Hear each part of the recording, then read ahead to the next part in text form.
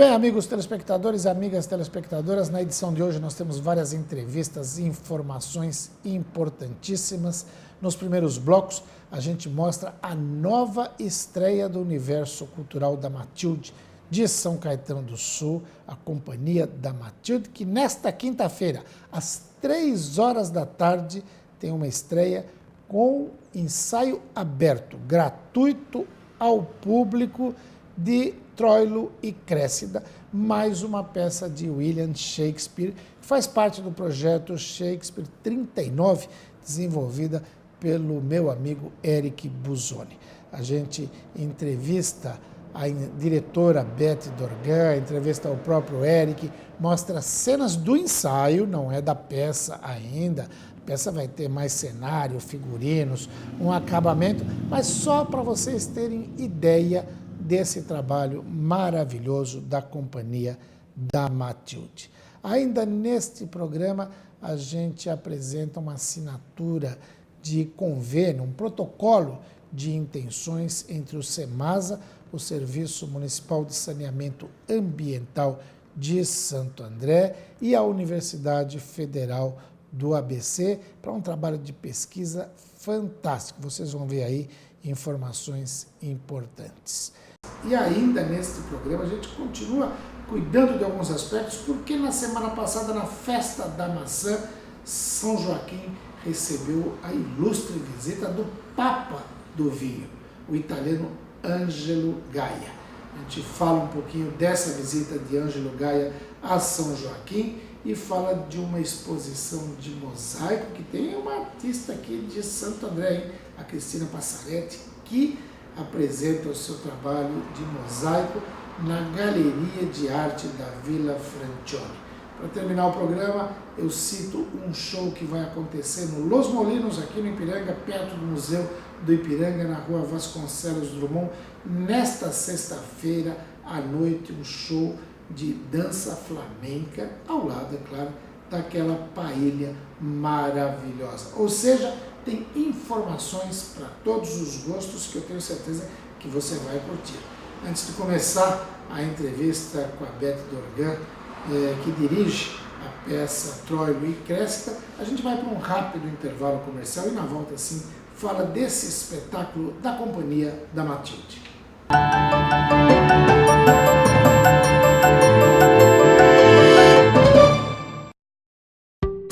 O ABCD é assim, é cultura, lazer, esporte, mobilidade urbana, é histórico. E retratamos isso de forma real, sem maquiagem, sem retoques. Sempre antenados, levamos até você as notícias mais importantes da região, de forma moderna, bonita e muito bem elaborada, com todas as cores. Falamos de política, empreendedorismo, sustentabilidade, saúde, gastronomia, vinhos e muito mais. Falamos do ABCD, porque o ABCD é assim, é vivo, é real.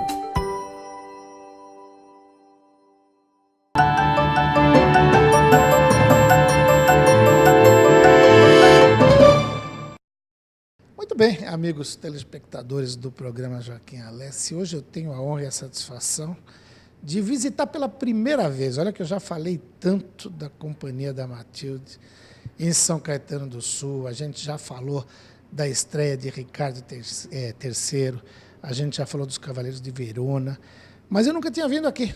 E hoje eu estou me sentindo assim, numa estreia de pisar, que eu costumo chamar de todos os palcos, todos os espaços teatrais de um solo sagrado.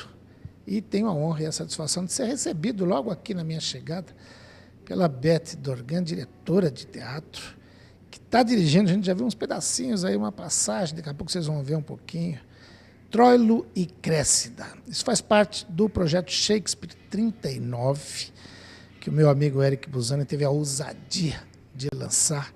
Já encenou, já dirigiu, já levou ao palco inúmeras interpretações. Se vocês veem a propaganda da revista ABCD Real, em que aparece um trechinho do Ricardo III, é daquela montagem que a gente foi gravar lá no Centro Cultural São Paulo. E essa peça que vai estrear aqui, daqui a 2 dias, quinta-feira, na companhia da Matilde em São Caetano do Sul, para falar sobre esse trabalho. Eu converso com a diretora Beth Dorgambetti. Primeiro, obrigado por me receber, interromper teu trabalho lá para conversar com os nossos amigos telespectadores. Obrigada a você por ter vindo aqui nos prestigiar. Nós é que agradecemos. Ótimo. Agora fala um pouquinho de Troilo e Cressida, como é que é dirigir um texto do início do século XVII, né? O Shakespeare, mas ele tinha isso, todos os textos dele são muito atuais sempre. Principalmente hoje, quando a gente discute ética e discute uma série de assuntos. Você me lembrava até que a grande crítica de teatro, Bárbara Eleodora, que era o terror aí dos atores, dos diretores, mas que tinha uma capacidade de interpretar, talvez considerada a melhor tradutora de Shakespeare, né? E eu tive a honra de brincar um pouquinho de teatro com ela. Você me lembrava que no Roda Viva ela falou que essa era a peça para ser montada. Por quê? Essa é a peça para ser montada. Joaquim, Troilo e Cressida é uma peça muito interessante porque, em primeiro lugar, ela é muito pouco montada. No século XX, ela começou a ser redescoberta. Há algumas montagens muito interessantes em alguns países, na Inglaterra, principalmente, em outros países também. Talvez porque o século XX traga a grande questão da ética, traga a grande questão de guerras terríveis, porque até o século XIX as guerras eram horríveis, matavam milhões de pessoas, mas ninguém via isso pela televisão. A partir do momento em que nós começamos a ver o que está acontecendo em tempo real, eu acredito que a consciência em relação à destruição e a esse terror fica mais forte. E o Troilo e Cressida é um texto que traz exatamente a Guerra de Troia como uma circunstância. Claro que Shakespeare, quando coloca a história durante a Guerra de Troia, não está falando apenas disso, ele está falando da situação real da Inglaterra na sua época, ele está falando da crise da Inglaterra com a Rainha Elizabeth, ele está falando... Elizabeth I. É bom citar, porque a atual, que está com 90 anos, já, ela não tinha nascido nessa época. Sim, a Elizabeth I. Ele está falando da questão da Inglaterra e da Espanha. Então, é claro que ele, como um autor da sua época, situa a questão lá, em Troia, mas, na verdade, falando de questões atuais para ele. O verdadeiro clássico é esse, não é? Hoje, quando nós lemos Troia e Cressida, a impressão que a gente tem é que está acontecendo aqui no Brasil. E que também poderia estar acontecendo em qualquer país europeu que passa por debates e impasses de violência e de ética também. Eu acho que é uma questão mundial. Nós não podemos situar o problema apenas aqui. Quando a gente lê um jornal, vê um noticiário, nós nos horrorizamos com o que está acontecendo no mundo. Então, eu acho que Bárbara Eleodora tinha toda a razão. A Antônia Bujanra, o grande Antônia Bujanra, costumava chamá-la de a viúva de Shakespeare, porque ela era uma grande estudiosa, uma grande apaixonada. Ela traduziu, como você falou, as obras de Shakespeare, e ela traduziu também o espírito de Shakespeare. Ela tem estudos, ela tem reflexões sobre ele maravilhosas. Então, talvez eu possa te dizer que, infelizmente, Troilo e Cressida é uma peça que reverbera muito para nós e para toda a humanidade. Infelizmente, porque ela é uma peça que trata do impasse ético, ela é uma peça que fala sobre traição, ela é uma peça que fala sobre violência, sobre a guerra e sobre a amargura em relação a tudo isso. Dizem, inclusive, alguns autores que ela poderia ter sido escrita por Hamlet. Olha, outra coisa, você faz uma adaptação para esse momento. Eu até cheguei aqui, tomei um susto, peguei o Eric cantando assim lá, falando o seguinte: você sabe o que é ter um amor, meu senhor, ter loucura por uma mulher. Ou seja, trazer esse ambiente atual, utilizando toda essa mensagem que o Shakespeare transmite no espetáculo, é a forma de fazer calar mais aí no coração das pessoas, do sentimento, que as pessoas entendam melhor esse conceito todo. Na verdade, nós mantivemos a questão da localização. Então, nós falamos em Troia, colocamos como troianos e gregos, mantivemos isso, não atualizamos a circunstância. Agora, claro que nós fizemos uma adaptação justamente para fazer aquilo que o Brecht chamava de trair a obra para respeitá-la. Então, para que ela seja apreendida, para que ela se torne algo que diga respeito e que as pessoas possam entrar em contato, nós tomamos a liberdade de desrespeitar no sentido de cortar algumas partes, trouxemos à tona algumas questões que nós achávamos que eram mais interessantes. Um caminhão passa. O caminhão passa, mas isso aqui é uma região industrial, não tem como o pessoal não para 24 horas por dia. Ainda bem, tem que continuar produzindo mesmo, mas a gente dá aqui esse tempinho, essa pausa do teatro aqui, para continuar falando disso. O caminhão passa e treme o espaço. Então, nós mantivemos a história em Troia, mantivemos todo o diálogo, a gente não fez nenhuma adaptação em termos de diálogos, a gente não modernizou isso. Nós tomamos a liberdade de destacar algumas questões do texto, não pudemos fazer tudo, porque achamos, inclusive, que era possível fazer essa síntese, respeitando profundamente Shakespeare. Na verdade, Lécio Rabelo e eu, mas o Lécio, porque o Lécio é professor de inglês, é um ator maravilhoso, trabalhou nessa tradução. Nós também bebemos da tradução da Bárbara Eliodora, bebemos de outras traduções, não tivemos a pretensão de fazer uma tradução nossa. Fizemos esse estudo dessas traduções todas e chegamos a uma síntese do texto. Quanto à direção musical, que é do Rafael Senatori, ela traz elementos de músicas brasileiras que nós achamos que dialogam diretamente com a história, que às vezes se contrapõem àquilo que está sendo dito, às vezes reforçam, às vezes têm uma visão crítica em relação à cena. Então, nós procuramos trazer músicas e uma sonoridade que dialogasse com o texto, mas que, ao mesmo tempo, fosse reconhecida pelo público. São quantos atores em cena? Éric, quantos atores em cena? 11 atores em cena. Quer dizer, é um trabalho... Mas eles se revezam, eles fazem vários papéis, vários personagens. A grande parte dos atores é do universo da Matilde, da Companhia da Matilde, que é uma companhia, como você falou, que vem fazendo um trabalho maravilhoso. Não é fácil ter coragem de peitar Shakespeare, não no sentido de que seja um autor difícil, mas porque é um volume de trabalho enorme. Vocês estão ouvindo ao fundo um dos atores desafinando um Bessame Mucho. É um trabalho assim, um trabalho de uma vida que eles estão fazendo, né? O Éric está capitaneando um trabalho de um fôlego impressionante. Então, a maior parte dos atores pertence à companhia e o Éric generosamente deixou que a gente convidasse alguns atores amigos para completar esse elenco. O elenco original, eu tenho uma inveja enorme da época de Shakespeare, porque essa peça precisa de uns 50 atores em cena. Então, não faltava trabalho naquela época. Hoje, nós não temos condições de fazer isso. Então, nós temos 11 atores que se revezam.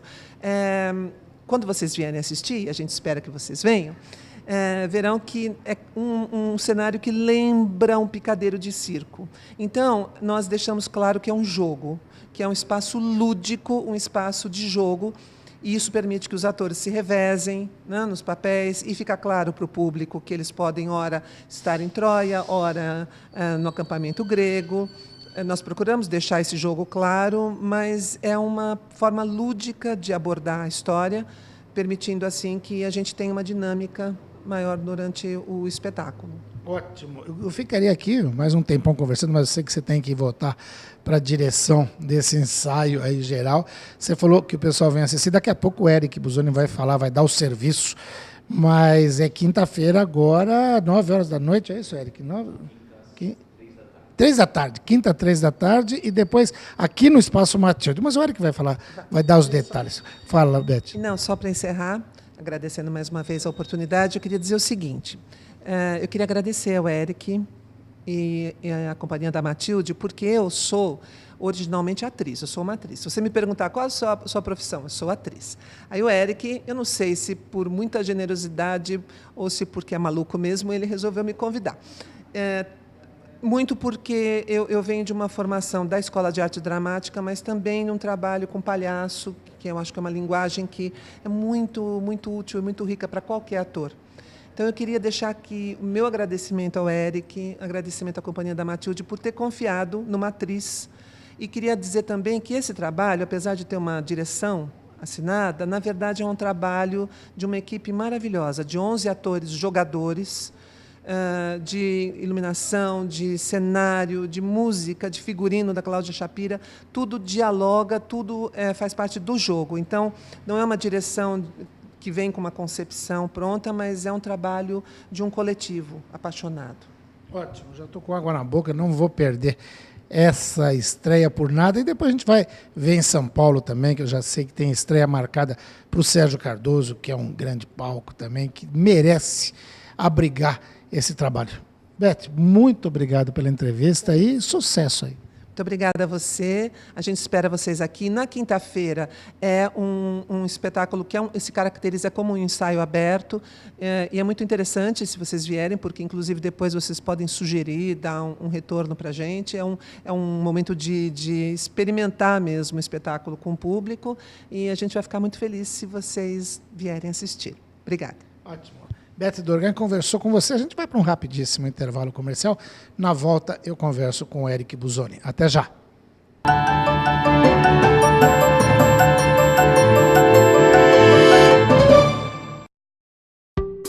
O ABCD é assim. É cultura, lazer, esporte, mobilidade urbana. É histórico. E retratamos isso de forma real. Sem maquiagem, sem retoques. Sempre antenados, levamos até você as notícias mais importantes da região, de forma moderna, bonita e muito bem elaborada, com todas as cores. Falamos de política, empreendedorismo, sustentabilidade, saúde, gastronomia, vinhos e muito mais. Falamos do ABCD, porque o ABCD é assim, é vivo, é real.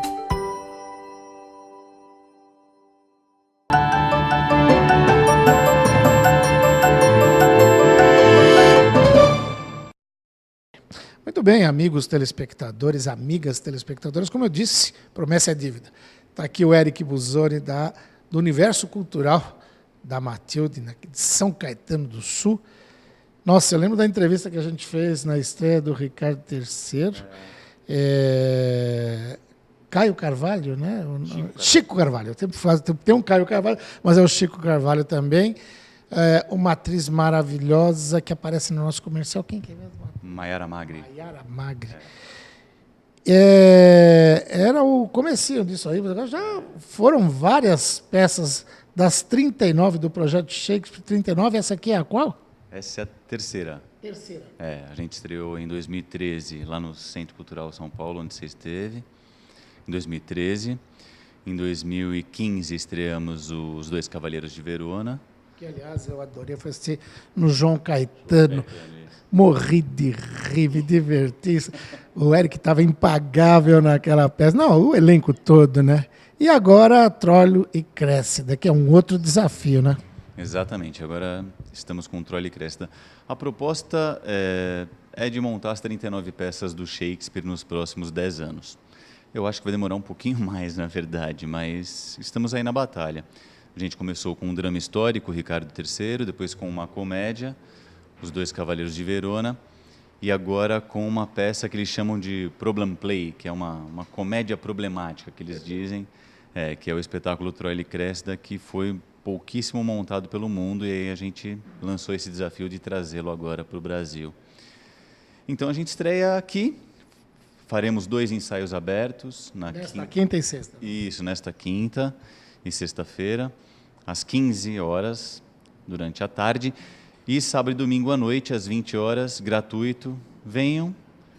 Exatamente, a proposta foi que nós estreássemos em São Caetano, o inverso do que a gente tem feito com as outras, porque tudo é produzido aqui, Tudo é feito aqui no Universo Cultural da Matilde, aqui no centro de São Caetano. Essa é uma proposta da companhia, do grupo, de fincar os pés aqui na cidade, de conseguir a produção na cidade. Uma cidade que, infelizmente, não tem uma tradição cultural para o teatro. E a gente tem conseguido, estamos aqui no espaço há 7 anos e temos conseguido se manter. Então, a proposta foi invertermos o jogo agora. Faremos aqui em São Caetano. Depois nós conseguimos... Deixa eu só, para completar o serviço aqui, para quem está assistindo e não sabe onde é, a Companhia da Matilde fica na Senador Vergueiro, né? Isso, Rua Senador Vergueiro, número 551, centro de São Caetano. É atrás do Extra São Caetano. Você descendo pela Avenida Goiás, antes de chegar no Extra, a primeira rua direita, parou ali, já não tem o que errar, né? Exatamente. Logo, bem próximo da esquina, o próximo galpão é o nosso. É um centro cultural e aqui que nós faremos o espetáculo. Logo depois faremos 14 cidades pelo Circuito Cultural Paulista. Em maio e junho nós faremos essas cidades e estreamos dia 4 de julho no Teatro Sérgio Cardoso. 4 de julho no Sérgio Cardoso, ali na Rua Rui Barbosa. Exato. Teatro maravilhoso, grande. Eu tenho certeza que o espetáculo, ele consegue, pela qualidade do grupo, dos atores, pela qualidade da Beth dirigindo, que já deu para perceber lá. Ela fala que ela prefere ser chamada de atriz, mas os grandes diretores também diante das câmeras são tímidos. Na hora de dirigir, eles viram aquela fera, né? Mas deu para perceber, é um espetáculo que você consegue, nesse espaço que tem uma certa semelhança até com o circo que ela falou, e ele pode ser montado aqui, pode ser montado num grande palco. Ele se adapta a essas situações, né? A proposta foi exatamente essa. Nós, no Ricardo III, na verdade, nós tínhamos um grande cenário, algumas dificuldades que, infelizmente, inviabilizou o nosso circuito, a nossa circulação do espetáculo. Então, a partir dele, através dos Dois Cavaleiros de Verona e agora no Troll e Cressida, a proposta é levar o espetáculo para qualquer lugar. Como o Shakespeare, Projeto 39, tem tido um êxito muito bom, então nós temos tido muitos convites. Os Dois Cavaleiros agora, em final de maio, vai para o Espírito Santo, num festival numa cidade chamada Guaçuí, e teve essa proposta do Circuito Cultural Paulista para circular por 14 cidades. Então nós resolvemos adaptar de uma forma que nós podemos apresentá-lo em qualquer lugar, independente das condições técnicas ou de um teatro bem equipado ou de um lugar com menos condições, digamos assim, nós podemos fazer o espetáculo. Tanto os Dois Cavalheiros como o Troilo e Cressida foi concebido para isso. Exatamente porque o Shakespeare era popular, o Shakespeare fazia para a população, fazia para que todos tivessem acesso, então essa é a nossa proposta. Para que todos possam assistir, para que nós possamos circular pelas cidades do interior, pelas cidades com menos habitantes ou com menos condições técnicas nos teatros, enfim, para que a gente não perca a possibilidade, para que as pessoas não percam a possibilidade de poderem ver o espetáculo. E tem dado certo, estamos aí. E como eu falava com a Beth, o texto, em que pese o fato dele ter sido escrito no começo de 1600, não tem uma data certíssima, mas ele guarda uma atualidade e traz à tona um debate nesse momento que o país vive, que a região vive, que todos nós discutimos, questões éticas, questões de valores, projetos em que se apostou muito e tem gente decepcionada, tem gente feliz da vida. Ou seja, a peça ela vem no momento ideal para discutir a sociedade brasileira, né?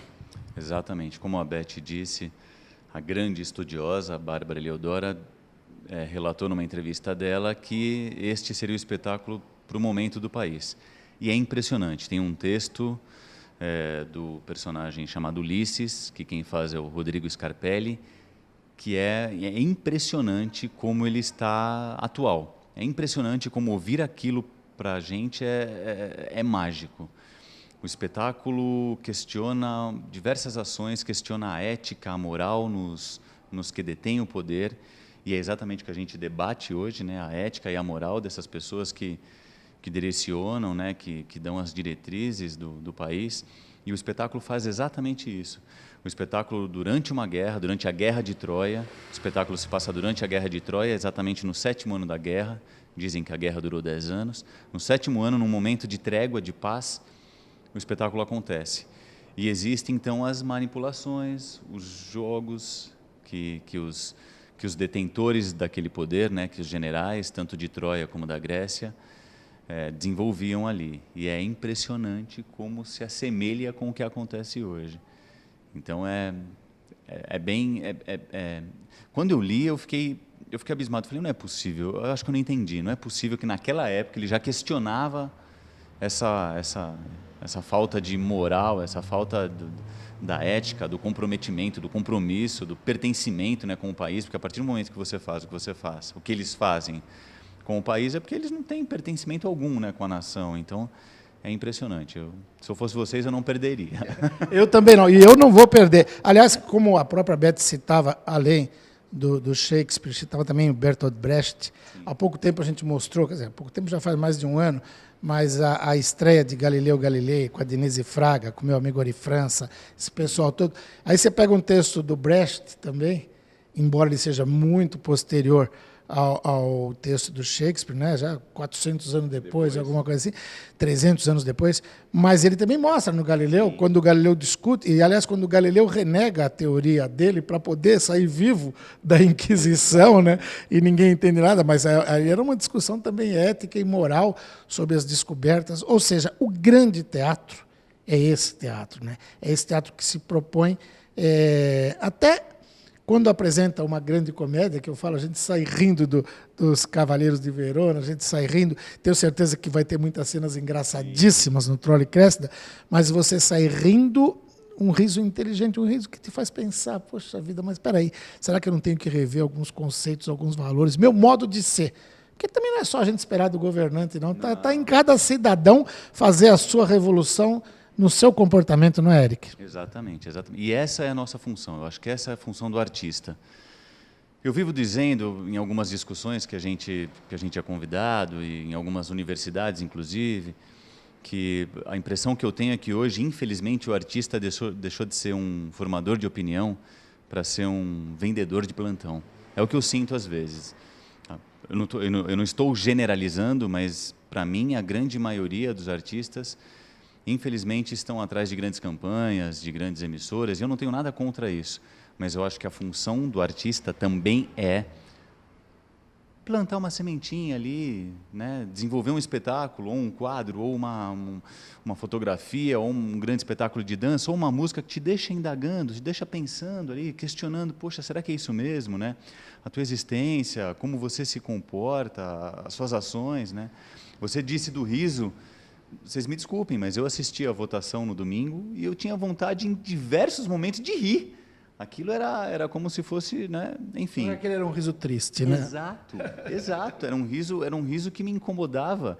E eu acho que nesse espetáculo isso acontece em diversos momentos. Eu acho que a plateia vai se divertir e vai sair divertida, incomodada, sabe? Eu acho que a gente precisa fazer alguma coisa e essa é a função, pelo menos, da Companhia da Matilde. A gente tem tentado, tem batalhado para, além de sobreviver, desenvolver, de trazer grandes autores, de estudar e de pesquisar, até para a formação do indivíduo, né, do ser humano como indivíduo, a gente também tem ali dado uma pincelada para provocar um pouquinho, né? Eu acho que somos provocadores, eu acho que o artista precisa ser um provocador. O Jung dizia, né, que o artista vive à margem da sociedade, que ele vem para a sociedade para observar os problemas e volta para a margem, desenvolve ali o seu trabalho artístico, uma pintura, uma foto, enfim, um espetáculo de teatro e traz para a sociedade como, entre aspas, um remédio, digamos assim. O remédio remedeia, o remédio não cura, né? Então, eu acho que é isso, acho que essa é a função, é o que nós temos tentado fazer. Mas é uma função que vocês desempenham com extrema maestria e com a responsabilidade que eu me sinto honrado de poder levar isso para os nossos amigos telespectadores. Infelizmente, o tempo de televisão é curto, só lembrando, quinta e sexta, 3 da tarde, exato, sábado e domingo, às 20 horas. Gratuito. Senador Vergueiro? 551, centro de São Caetano. Fácil, imperdível. Eric Busoni, você tem ensaio, daqui a pouco a Beth vai te dar bronca aí. Vai lá para o ensaio e a gente conversa. Vou mostrar uns trechinhos da peça para os nossos amigos telespectadores, lembrando que isso ainda é um ensaio, né? Tem todo aquele acabamento tal que vai acontecer até quinta-feira, mas com certeza é um espetáculo imperdível. Obrigado, Eric, até a próxima. Eu que agradeço. Muito obrigado e espero a presença de todos. Senhoras e senhores, sejam todos bem-vindos ao universo cultural da Matilde. A cena é em Troia.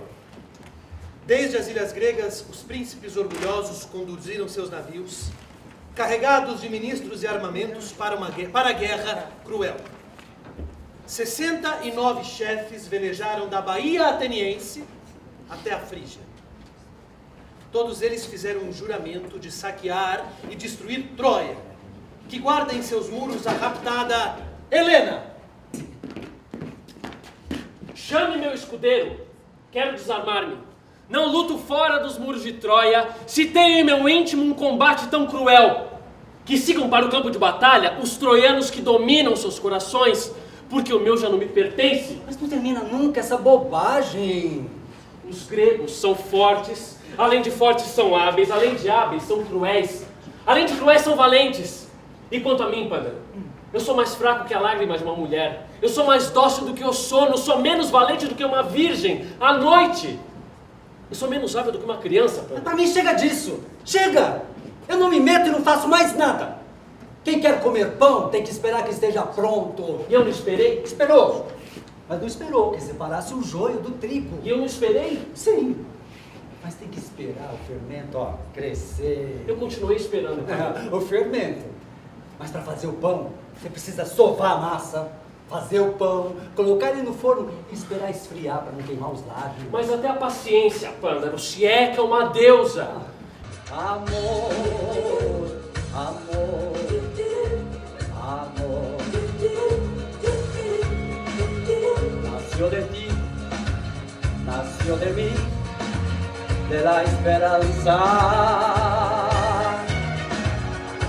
Corre a boca pequena, que há entre os gregos um de sangue troiano, primo de Heitor, a quem chamam de Ájax. E o que fez ele? Dizem que é um grande homem, bem plantado de seus pés. Isso é o que fazem todos os homens, a não ser os bêbados, ou os doentes, ou sem pernas. E por que esse homem deixou Heitor assim tão irritado? Ontem, enfrentou Heitor e derrubou. E a humilhação desde então não permite que Heitor coma ou durma. Ah, mas hoje ele vai lutar furiosamente, eu posso garantir. E Troilo não há de ficar atrás. Ouça o que eu estou dizendo, minha sobrinha. E Troilo também está irritado? Não. Por que haveria de estar irritado? Ele é o mais valente dos dois. Por Júpiter, sem comparação. Então, uma comparação entre Heitor e Troilo? Não. Que isso? Você conhece um homem assim que o vê, minha sobrinha? Sim, se eu tiver visto e conhecido antes. Pois bem, eu estou dizendo que Troilo é Troilo. Então está dizendo mesmo que eu Não, tenho certeza não, de que não. ele não é Heitor? Ele é ele mesmo. E Heitor não é melhor que Troilo. Ele é mais velho. E o outro ainda não está maduro. Você vai ver quando ele estiver pronto. Ele voltou, o boêmio voltou, novamente.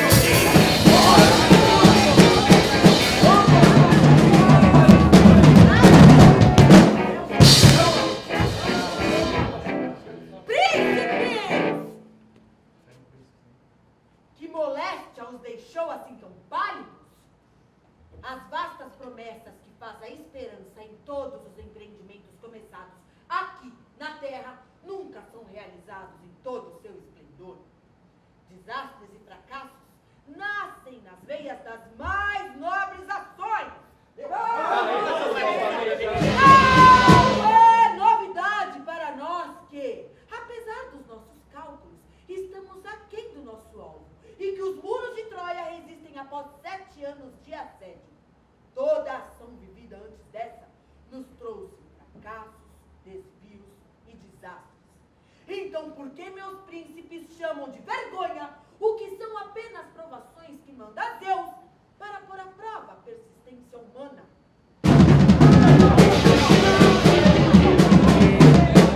Suas palavras, grande Agamenon, foram reconhecidas por Nestor.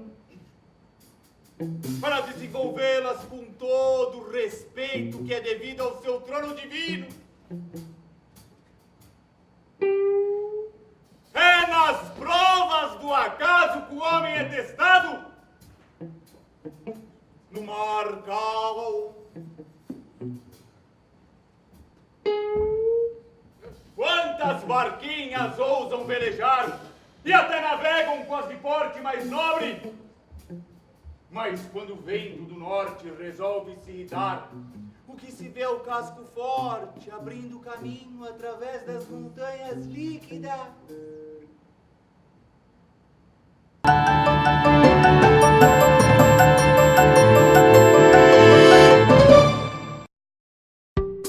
O ABCD é assim. É cultura, lazer, esporte, mobilidade urbana. É histórico. E retratamos isso de forma real. Sem maquiagem, sem retoques. Sempre antenados, levamos até você as notícias mais importantes da região. De forma moderna, bonita e muito bem elaborada. Com todas as cores. Falamos de política, empreendedorismo, sustentabilidade, saúde, gastronomia, vinhos e muito mais. Falamos do ABCD, porque o ABCD é assim, é vivo, é real.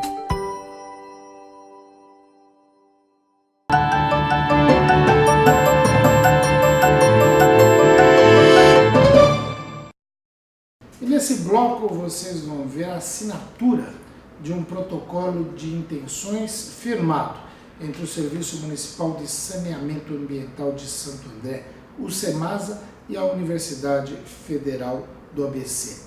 Esse convênio permite uma ampla cooperação entre áreas de mútuo interesse das instituições. Será possível buscar, através de projetos de pesquisa conjuntos, eventos científicos e intercâmbio de informações, ações e medidas que melhorem a qualidade ambiental, não apenas de Santo André, mas da sociedade como um todo. O documento foi assinado pelo superintendente do SEMASA, Sebastião Ney Vaz Júnior, e pelo vice-reitor da Universidade Federal do ABC, professor doutor Dácio Roberto Mateus.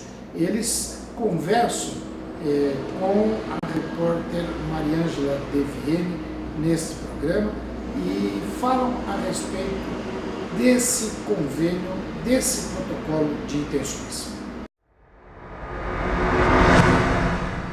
Ney, qual a importância para o SEMASA dessa assinatura do protocolo de intenções com a UFABC? Então, o SEMASA ele tem uma gama de assuntos e temas que a gente toca hoje na cidade e que é importante que a gente não fique com esses conhecimentos só acumulados ou fazendo a mesma coisa no dia a dia. Importante que tenha uma instituição como a Universidade Federal do ABC que trabalha bastante essa questão do conhecimento, da difusão do conhecimento. Essa parceria vem em boa hora e ela é importante exatamente para isso, para a gente difundir conhecimento da academia com uma instituição que tem dados reais, que trabalha com a cidade real e podemos fazer essa ajuda mutuamente. Professor, qual a importância da assinatura desse protocolo de intenções com o SEMASA?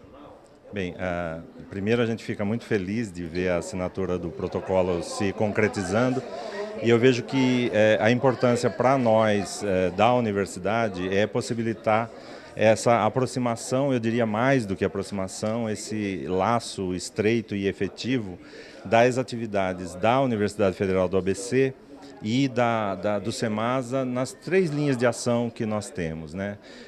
Quer seja no ensino, promovendo a nossa própria graduação, aproximando os nossos alunos da graduação de uma realidade local e municipal, também do ponto de vista dos cursos de especialização, mestrado e doutorado, onde a gente pode ter uma colaboração recíproca aí, tanto na formação do próprio corpo funcional do município e com trocas de experiências, mas também nos projetos de pesquisa. Eu vejo que, principalmente nos projetos de pesquisa, alguns já em andamento, antes mesmo da assinatura do protocolo, e que com esse protocolo devem se potencializar, porque os caminhos para a sua efetivação ficam mais claros, mais transparentes e institucionalizados. Esses projetos eles podem ter grande avanço na medida dos interesses recíprocos nessa área ambiental. Nós temos vários grupos de pesquisa da instituição na área de energia, na área de saneamento ambiental, na área de planejamento territorial, na área de gestão de riscos tecnológicos e riscos ambientais e que, obviamente, tem relação estreita com as ações do dia a dia, com a gestão ambiental que o SEMASA e o município de Santo André realizam. Então, o protocolo nos abre essa possibilidade de, institucionalmente, estabelecer essa relação oficial formal, que já existe, né, mesmo que por iniciativas próprias dos grupos isoladamente, e agora a gente sistematiza isso e integra. Até os próprios grupos da universidade se encontram aqui hoje, né, estabelecendo relações dentro do próprio grupo e com a ajuda e a colaboração aí do corpo técnico do SEMASA, que já é altamente qualificado e pode nos ajudar muito na construção desses projetos. A universidade ela é dividida em 3 grandes centros, né, de pesquisa, enfim, de conhecimento. Qual que o senhor acha que tem mais potencial para fazer esse tipo de trabalho com o SEMASA? Nós temos, como você disse, os 3 centros. O Centro de Engenharia, Modelagem e Ciências Sociais Aplicadas. Nós temos o Centro de Ciências Naturais e Humanas e nós temos o Centro de Ciências da Matemática, Computação e Cognição. Na verdade, pelo caráter interdisciplinar do projeto pedagógico da UFABC, as relações da questão da gestão ambiental, do saneamento ambiental, ela passa pelos 3 centros, porque nós precisamos de um embasamento nas ciências naturais. Ao mesmo tempo, precisamos de um embasamento, que está no CCNH, no Centro de Ciências Naturais e Humanidades, nós precisamos de um embasamento das tecnologias e das engenharias e das ciências sociais. Na gestão ambiental, isso é crucial e fundamental. E temos também no Centro de Matemática e Computação também a possibilidade de cooperação para desenvolvimento de inúmeras tecnologias da informação, da gestão da informação, tanto na engenharia como na computação. Enfim, pelo caráter interdisciplinar, na verdade, os 3 centros concorrem ou participam uns mais intensamente que outros pelas características e interesses, mas que toda a universidade, na verdade, pode estar colaborando de forma produtiva para esse protocolo. Qual é o trabalho que o SEMASA já vem realizando junto com a Universidade Federal na questão de resíduos? No caso dos resíduos, nós temos um projeto com financiamento da Petrobras, mas que faz parte de um edital da ANEEL, em que o nosso objetivo é avaliar o potencial energético dos resíduos da região. Tanto via processos termoquímicos, então avaliar o poder calorífico, pensando na possibilidade de um processo como uma combustão direta, visando gerar energia elétrica, né? Quanto também processos bioquímicos, que seria a biodigestão anaeróbia da fração orgânica. E para isso nós estamos fazendo toda uma avaliação de todas as frações dos resíduos de Santo André e contamos com a parceria do SEMASA em termos da gravimetria, de fornecer os resíduos, de fornecer a infraestrutura para a gente poder realizar essa pesquisa. E que tipo de resultados, já dá para saber alguns resultados do que tem nesse resíduo aqui da cidade de Santo André? A primeira dissertação foi defendida recentemente e vai ser publicada logo, então nós teremos os primeiros resultados, que seria a análise do potencial termoquímico de todas as frações. Então, frações de plásticos, têxteis, papel e papelão, mesmo a fração orgânica, porque muitas vezes num processo termoquímico você faz a coleta indiferenciada e com a coleta indiferenciada tudo aquilo é queimado. Então está feito esse estudo de qual a umidade do resíduo, que é uma informação muito importante, e também qual vai ser o potencial para um processo termoquímico. Isso vai sair logo, nós teremos logo. E para a cidade, qual é a importância desse tipo de estudo? Porque a gente sabe que o lixo está com um problema mundial, né, da onde colocar o lixo. Esse tipo de estudo colabora como, né, para você verificar novas possibilidades da destinação final do lixo, é isso? O objetivo é exatamente esse, pensando na gestão dos resíduos, né? Fornecer informações para os gestores para que eles tomem as melhores decisões possíveis. Então, você conhecendo bem o resíduo, você sabe que tipo de destinação você pode dar. Então, a gente sempre pensa primeiro na não geração, depois na não geração a reciclagem e aquilo que acaba indo para o aterro efetivamente, o que a gente pode fazer com isso para minimizar a quantidade que vai para o aterro e aumentar o tempo de duração dele. Então, é esse tipo de informação que a gente pretende fornecer. Muito bem, amigos telespectadores, amigas telespectadoras, pelo terceiro programa consecutivo, a gente volta a falar de São Joaquim, a gente volta a falar da Serra Catarinense, até porque nesta quinta-feira, 21 de abril, na abertura da Festa da Maçã, tradicional festa da cidade, São Joaquim recebeu um presente e tanto. A visita do lendário produtor de vinhos italianos, Ângelo Gaia. Ele esteve na quinta-feira à noite na Casa da Cultura, na sexta-feira pela manhã na Casa do Vinho, que a gente mostrou no programa anterior, numa entrevista com o comendador Wilson. E ao proferir a sua palestra no Seminário Internacional de Vitivinicultura, na noite da quinta-feira, dia 21, Ângelo Gaia, que é considerado uma lenda mundial como produtor de vinhos, contou como a sua família, a família dele, conseguiu implantar a tradicional marca Gaia na Europa, exportar para 58 países e ainda manter outros 130 importadores. Ele ressaltou como revolucionou a produção de vinhos na Itália nos últimos 30 anos. Não antes, sem lembrar a história dos 150 anos da família Gaia e sobre a movimentação ao longo do tempo construída na pequena comunidade de Barbaresco, no Piemonte italiano, onde está localizada a vinícola e os principais vinhedos da família. A produção foi iniciada pelos seus avós, transferida mais tarde para os seus pais e, atualmente, na terceira geração, a continuidade com ele, a esposa e os 3 filhos. Todos trabalham no negócio. O segredo, segundo ele contou, é não abusar das videiras, ou seja, produzir em pouca quantidade, resultando na produção de um vinho muito melhor. O conceito é fazer do vinho um alimento, desde que consumido com sabedoria. Abre aspas para Ângelo Gaia. Meu pai dizia, quem sabe beber, sabe viver, completou Gaia. Já o processamento é feito em 3 grandes vinícolas e toda a uva utilizada provém de vinhedos próprios. O resultado é uma produção que ultrapassa 450 mil garrafas por ano.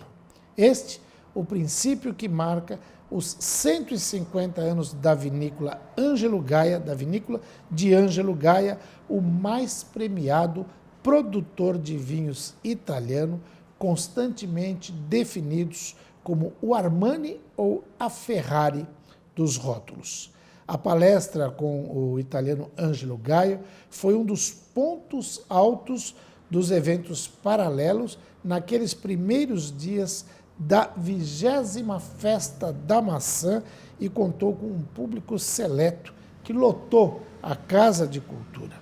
A palestra atendeu o convite de empresários do setor de São Joaquim.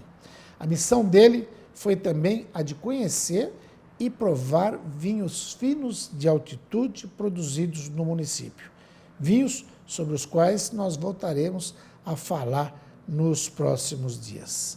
Na abertura do Seminário Internacional de Vitivinicultura, o prefeito Humberto Brinhetti destacou que a produção do vinho passou a ser a segunda atividade econômica de São Joaquim, ultrapassando inclusive a criação de gado, que por sua vez possui uma das melhores genéticas do Brasil. Em primeiro lugar, claro, está o cultivo da maçã. O município atinge a marca de 1.300.000 garrafas anuais, graças ao investimento de aproximadamente 600 milhões de reais no setor. Abre aspas para o prefeito.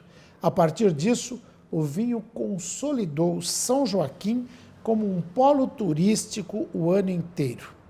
Na quinta-feira foi inaugurado também, e isso eu queria dar um destaque, a exposição Arte Milenar do Mosaico, na Galeria de Arte da Vila Francione, em São Joaquim, Vila Francione que a gente mostrou há poucos dias também aqui no programa. E a minha surpresa ao saber dessa inauguração é que uma das artistas é aqui de Santo André, trabalha na fundação do ABC, é a Cristina Passaretti, que representou São Paulo nesta inauguração. Ela me contou que a inauguração estava prevista para maio, mas os organizadores da Festa da Maçã, diante da vinda de Ângelo Gaia, da passagem dele pela Vinícola Francione, pediram para que o trabalho fosse apressado, a fim de que Ângelo Gaia inaugurasse essa mostra de mosaico, que é, sem dúvida, um trabalho fantástico. Pela primeira vez no Brasil, hein?